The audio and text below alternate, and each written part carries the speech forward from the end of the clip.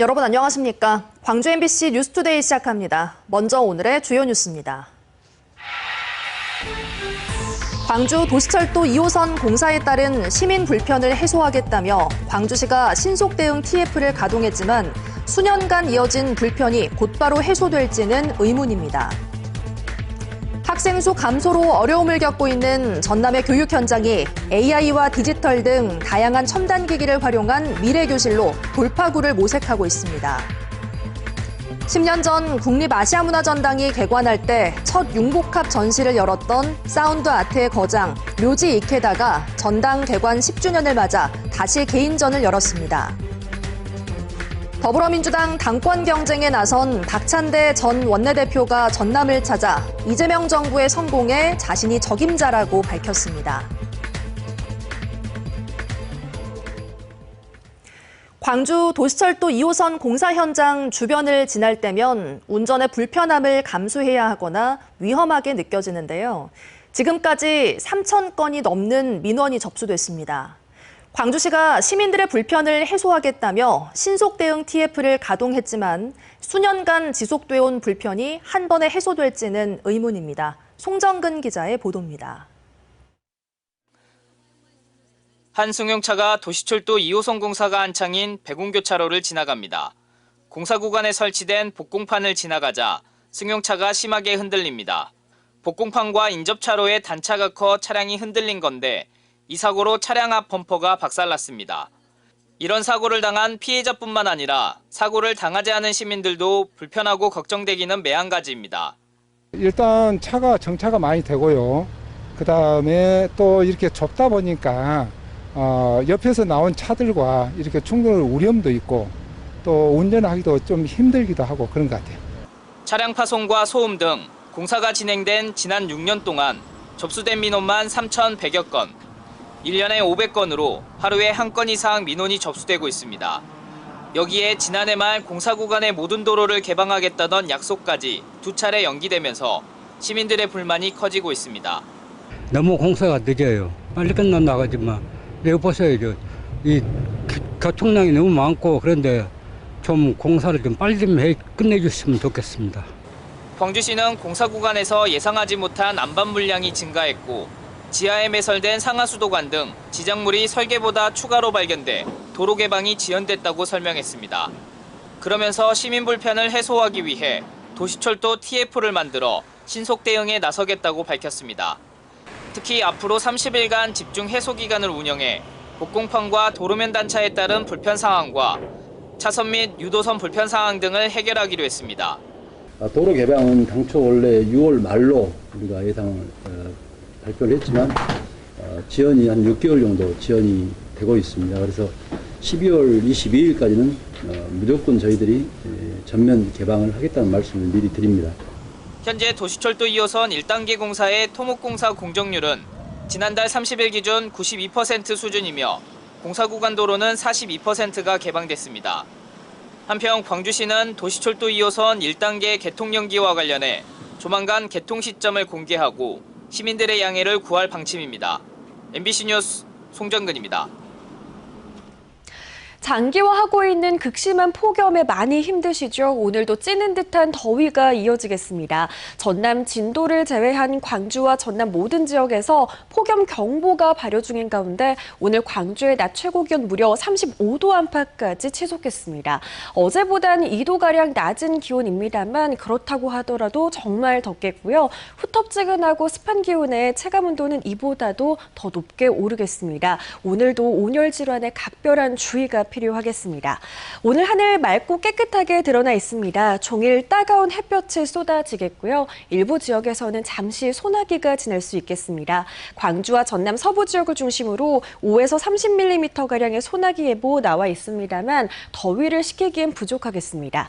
전남 해안 지역을 중심으로는 시속 55km에 달하는 강한 바람도 동반되겠습니다.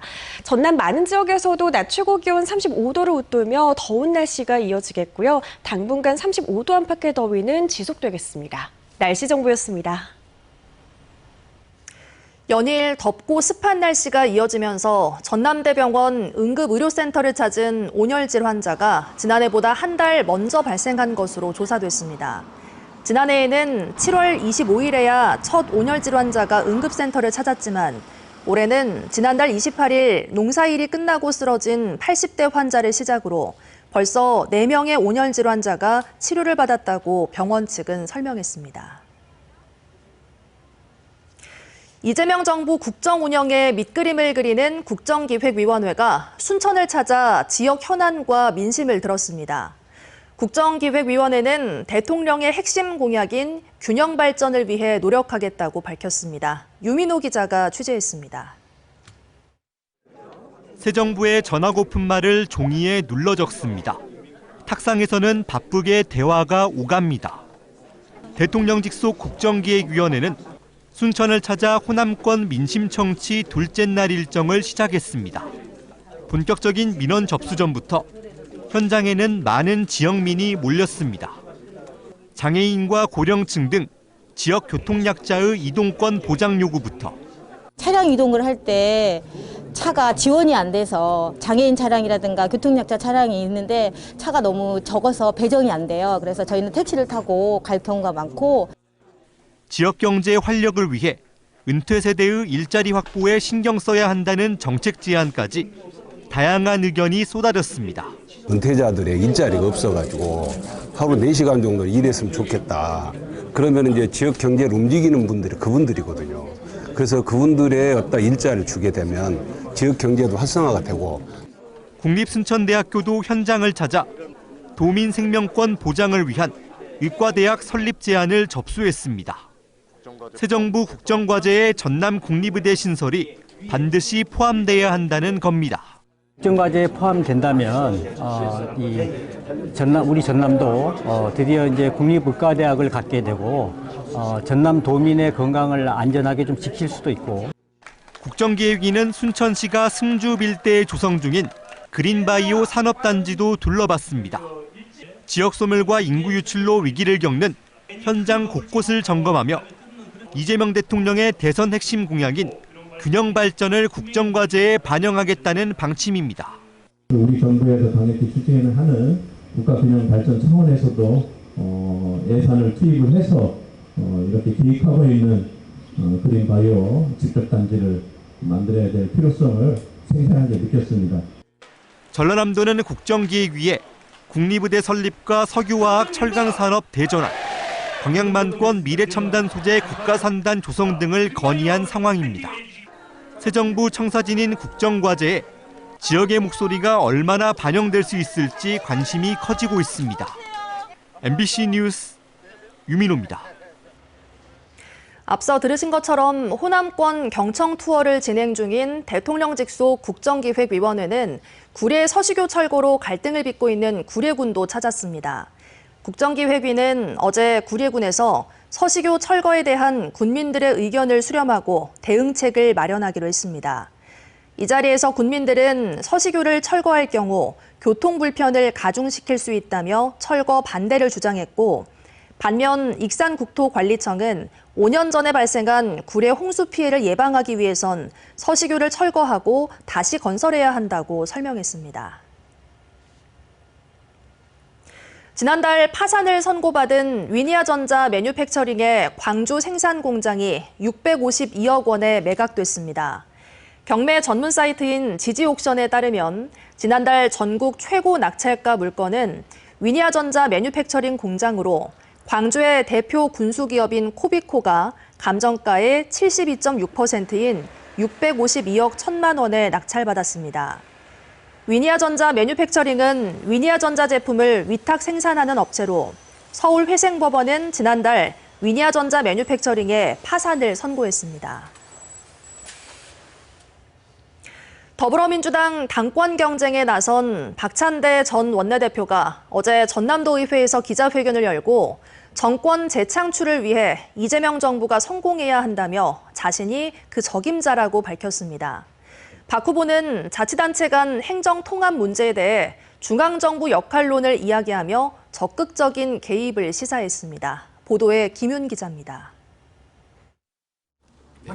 더불어민주당 당대표 경선에 나선 박찬대 후보는 내란 특별법 발의를 가장 먼저 언급했습니다. 특별법에는 내란범에 대한 사면 복권 제한과 내란범 배출 정당의 국고 보조금 차단, 내란 특별재판소 설치 등을 명문화하고 있습니다. 내란 종식의 종합적 법적 장치입니다.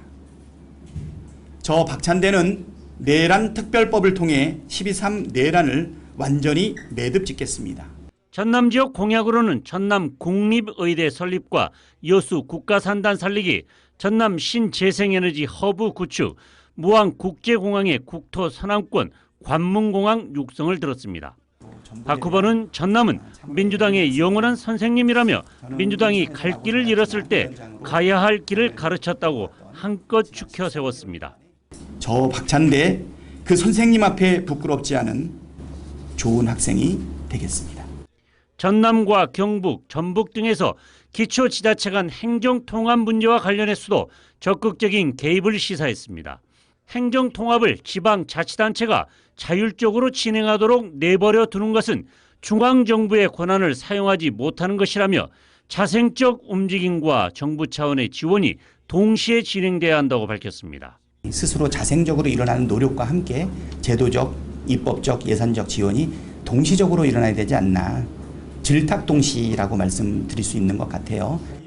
더불어민주당 당대표 선거는 오는 10일 후보자 등록에 이어 26일 호남권 경선 등을 거쳐 다음 달 2일 임기 1년의 당대표와 최고위원이 선출될 예정입니다.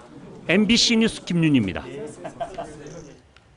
학생 수가 줄어들며 어려움을 겪고 있는 전남의 교육 현장이 AI와 디지털 등 다양한 첨단 기기를 활용한 미래교실로 돌파구를 모색하고 있습니다. 수업 혁신과 함께 학생들의 창의성과 참여도를 높이고 있는데요. 수업 성과의 누적과 전문성, 그에 맞는 교육 환경 조성은 앞으로 풀어야 할 과제로 남아 있습니다. 한신구 기자가 보도합니다. 남극 장보고 과학기지와 화상 수업이 한창인 화순의 한 초등학교입니다. 겨울에만 굉장히 빠르게 온난화가 진행되고 있어요. 우리가 할 수 있는 일이나 사회적, 정책적으로 해결할 수 있는 방법이 있다면 무엇이 있을까요? 기후위기 시대 환경의 중요성도 알리고 학생들의 디지털 사고력과 창의성을 높이기 위해 마련됐는데 수동적인 학습자가 아닌 학생들의 주체적인 참여로 열기가 뜨겁습니다. 원래대로 수업이라면 솔직히 조금 지루했을 것 같긴 한데 이렇게 직접 이야기 나눌 수 있어서 지루하지 않았어요. 미래 교실의 모습을 보여주는 이번 수업은 수업 혁신 등 학교 교육의 새로운 전환점을 만들어가기 위해 전남교육청이 역점적으로 추진하는 2030 교실.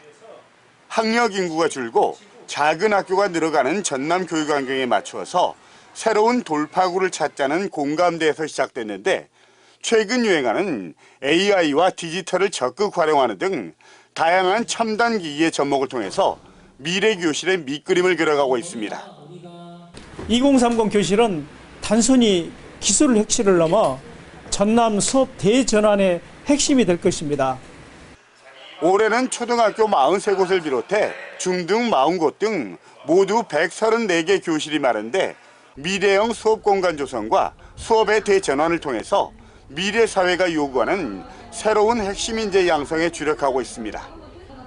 그렇지만 수업 성과의 누적과 교사들의 전문성 향상, 그리고 디지털 시대에 맞는 교육 환경 조성은 앞으로 보완해야 할 과제로 남아 있습니다.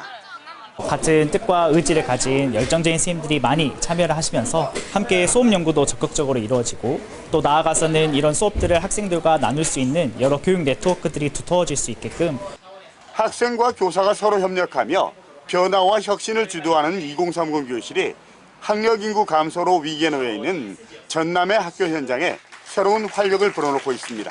MBC 뉴스 한신구입니다. 한국농어촌공사 노동조합에서 한 노조원이 수억 원대 회비를 횡령한 의혹이 드러났습니다. 농어촌공사 노조는 어제 입장문을 내고 업무 인수인계 중 회비 액수가 맞지 않는 것을 인지해 내부 감사를 진행했고 전임 회계 담당자가 7억 원을 횡령한 사실을 확인했다고 밝혔습니다. 노조는 해당 노조원의 노조 지위를 박탈했고 경찰 조사를 통해 정확한 횡령 규모와 진상이 밝혀지길 바란다고 덧붙였습니다.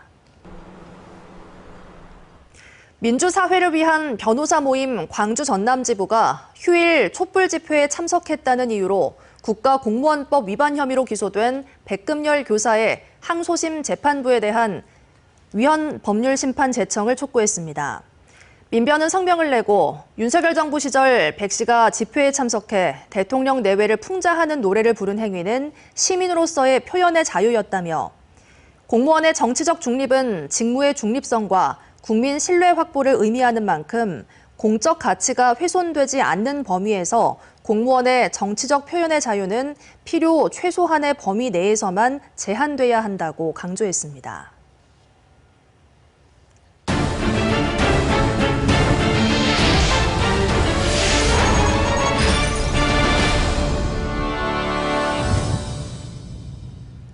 (10년) 전 국립아시아문화전당이 개관할 때 첫 융복합 전시를 열었던 사운드 아트의 거장 료지 이케다가 전당 개관 10주년을 맞아 다시 개인전을 열었습니다. 더 깊고 확장된 작품으로 돌아온 료지 이케다는 콘서트를 관람하듯 작품을 마음껏 즐겨달라고 전했습니다. 박수인 기자가 다녀왔습니다.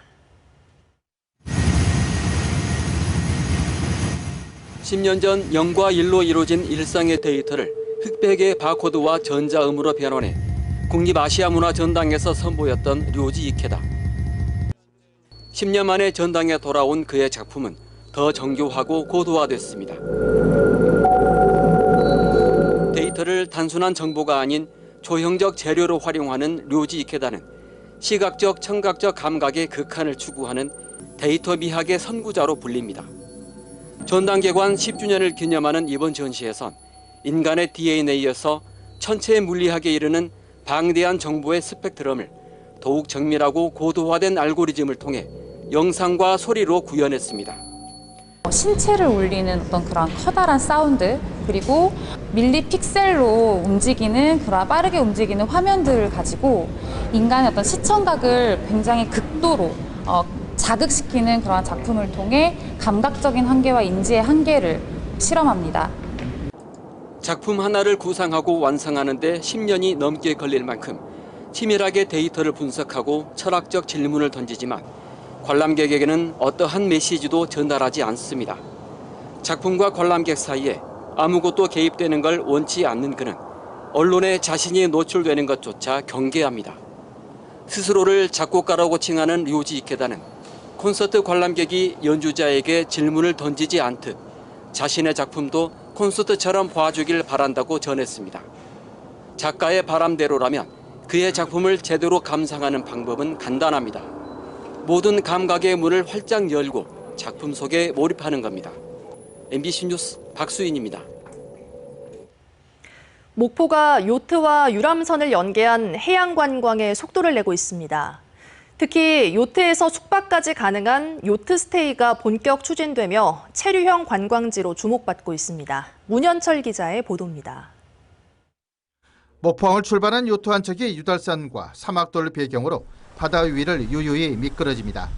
자연과 도시가 어우러진 풍경 속에서 즐기는 요트 여행. 목포만의 특별한 해양 관광이 주목받고 있습니다. 유달산도 보기 좋고 케이블카도 있고 또 야간에 일단 항해하기가 참 이쁘게 돼 있더라고요. 많은 분들이 와서 야간에 한 번씩 밤바다, 목포 앞바다도 한 번씩 돌고 하면 참 좋을 것 같고요. 지난 2009년 문을 연 목포 요트 마리나는 최대 57척을 수용할 수 있는 규모의 클럽하우스와 전시 판매장, 인양기 등 각종 기반 시설도 갖추고 있습니다. 하지만 그동안 활용도가 낮아 이름뿐인 마리나란 지적도 이어졌습니다. 이제 민간 기업이 나서면서 변화의 바람이 불고 있습니다. 항해용 요트를 비롯해 숙박이 가능한 스테이 전용 요트 10여 척을 도입하고 유람선과 연계한 관광 상품도 개발 중입니다. 특히 요트 스테이는 목포 앞바다의 야경과 사막도의 별빛을 감상할 수 있는 이색적인 체험 상품으로 기대를 모으고 있습니다. 52인승 투어 요트 2대와 풀 빌라가 시설되어 있는 스테이 요트 10대를 발주하여 이곳 사막도에서 먹고 놀고 잘 수 있는 목포 해상 체험 관광을 활성화시킬 것이며 요트에서는 기업 비즈니스와 각종 교육 콘텐츠를 결합한 마이스 관광으로 지역 경제를 견인하고자 합니다. 목포시는 요트 관광 시대에 발맞춰 건립 16년 차를 맞은 요트 마리나의 대대적인 정비에 나섰습니다. 국비와 지방비 총 28억 원을 투입해 이달부터 노후된 부장교를 전면 교체하는 등 시설 현대화에 착수했습니다. 1897년 개항한 목포항. 이제는 여객과 화물 중심의 항만에서 요트, 숙박, 섬 관광이 어우러진 해양 관광 복합지로 탈바꿈하고 있습니다. 목포 요트 마리나를 중심으로 전남 서남권 해양 관광의 새로운 방향이 모색되고 있습니다. MBC 뉴스 문현철입니다. 최신 에너지 기술을 만나볼 수 있는 2025 대한민국 기후환경 에너지 대전이 내일까지 광주 김대중 컨벤션 센터에서 열립니다. 이번 전시회에는 신재생 에너지와 환경 신기술 등 12개 분야에서 200개 이상의 기업이 참가하며 관련 기술과 다양한 환경보호 제품을 선보입니다. 광주시는 기후환경과 에너지 산업의 성장을 위한 비전을 제시하는 장이 될 것으로 기대하고 있습니다. 한전 협력업체 소속의 배전 전기 노동자들이 열악한 처우를 개선하라며 쟁의 행위에 돌입했습니다. 건설노조 광주전남 전기지부는 어제 한전 광주전남 본부 앞에서 기자회견을 열고 한전은 최근 고용 실태 조사를 통해 확인한 협력업체들의 불법 하도급 구조를 바로잡고 의무 고용 인원 준수 등 노동자들의 저임금, 고강도 노동 환경 개선에 적극 개입하라고 촉구했습니다. 이에 대해 한전은 협력사와 노동자 간 이견으로 불거진 문제로 한전과의 직접 관련성은 없다면서 점검 결과 모든 협력사의 인적 구성, 임금 지급 등은 정상적임을 확인했다고 설명했습니다.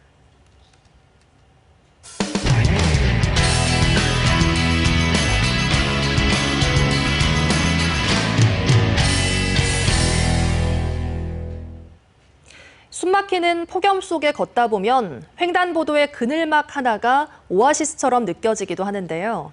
하지만 같은 지역 안에서도 어디에는 많고 어디에는 전혀 없는 그늘막 불평등이 뚜렷하게 드러나고 있습니다. 대전문화방송 이혜연 기자가 현장 취재했습니다. 낮 기온이 37도까지 치솟은 도심의 거리. 뙤약볕에 연신 땀을 흘리는 시민들이 그늘막 아래서 잠시 숨을 고릅니다. 그늘막 아래 지면 온도는 주변보다 10도 이상 낮습니다. 잠깐이지만 신호대기면서 그늘막이 있으니까 너무 좋은 것 같습니다. 아주 시원하고 좋아요. 이번엔 불과 10km 떨어진 원도심을 찾았습니다. 지금 제가 서 있는 곳은 조치원역 앞입니다. 주위 어디를 둘러봐도 그늘막은 찾아볼 수가 없습니다. 고령의 보행자들은 건물 사이에 간신히 생긴 그늘에 의지해 더위를 피합니다. 여기가 솔직히 나이 먹은 어른들이 많어. 그러니까 그늘막이 꼭 필요한 상이에요. 여기가 이쪽도 그렇고 저쪽도 그렇고 다. 근데 지금 현재 이쪽이고 저쪽까지 없어. 한 군데도. 세종시에는 행정동마다 많게는 70개에 가까운 그늘막이 설치돼 있습니다.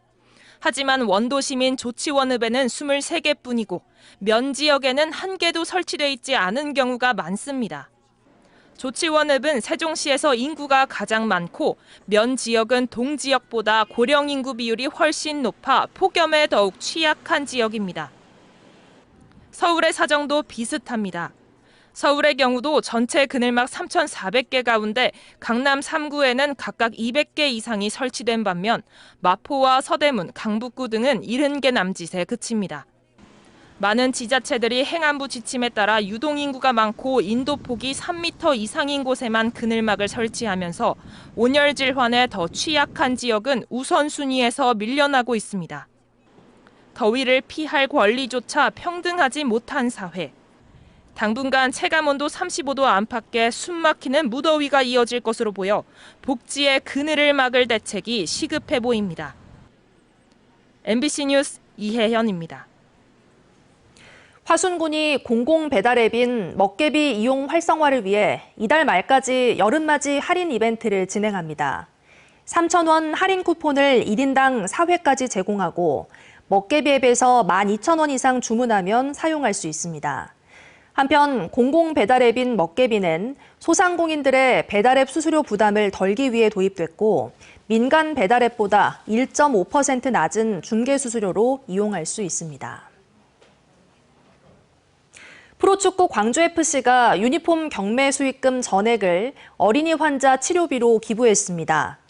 전남대병원은 광주FC가 특별 유니폼 판매 수익금 700만 원을 어린이 환자 치료비에 보태달라며 기부했다고 밝혔습니다. 광주FC는 올해 어린이날에 열린 홈경기에서 폼폼 풀인 캐릭터가 담긴 특별 유니폼을 선보인 뒤 경매로 판매해 얻은 수익으로 이번 기부금을 마련했습니다. 오늘도 극심한 폭염이 이어지겠습니다. 전남 진도를 제외한 광주와 전남 모든 지역에서 폭염경보가 발효 중인 가운데 기온이 매우 높게 치솟겠습니다. 오늘 광주의 낮 최고 기온은 35도 안팎으로 어제보단 2도가량 내림세를 보이겠습니다만 그렇다고 하더라도 정말 덥겠고요. 습도마저 높아서 체감온도는 이보다도 더 높게 치솟겠습니다. 오늘도 맑고 깨끗한 하늘 드러난 가운데 종일 따가운 햇볕이 내리쬐겠습니다. 일부 지역에서는 소나기가 지날 수 있겠습니다. 광주와 전남 서부 지역을 중심으로 5에서 30mm가량의 소나기 예보 나와 있습니다만 더위를 식히기엔 부족하겠고요. 전남 해안 지역을 중심으로는 시속 55km에 달하는 강한 바람도 동반될 것으로 보입니다. 밤사이 열대야가 나타난 가운데 이른 아침부터 기온은 껑충 올라 있습니다. 광주의 현재 기온 26도 보이고 있고요.